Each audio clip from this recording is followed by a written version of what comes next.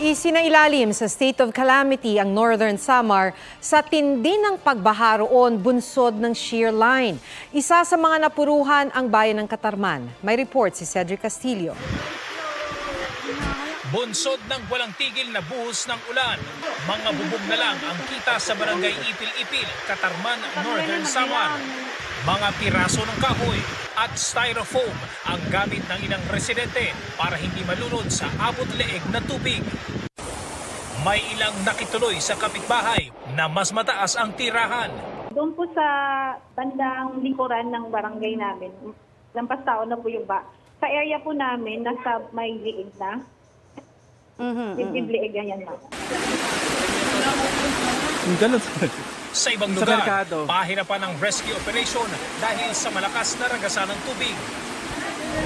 Kita sa drone shots ang lawak ng pagbaha sa bayan ng Las Navas. Halos wala ng kalsadang matatanaw mula sa himpapawid.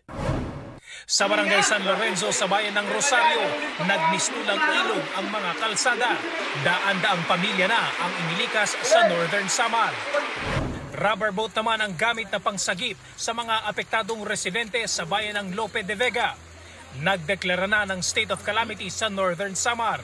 Worst to sa kasaysayan ng pagbabaha dito sa amin. Nilagpasan nito yung pinakamataas, pinakamalakas na pagbabaha na nangyari noong 2019 dahil sa Typhoon Tisoy. Sa datos ng Pag-asa, halos 460 millimeters na ulan ang naitatala sa bayan ng Catarman tuwing buwan ng Nobyembre. Pero kahapon, 618 millimeters na ng ulan ang bumuhos sa loob lang ng 24 oras. Sa Hipapan Eastern Samar, pati Cabaong, inilikas. Pinasok kasi ng tubig ang bahay kung saan idinaraos ang burol.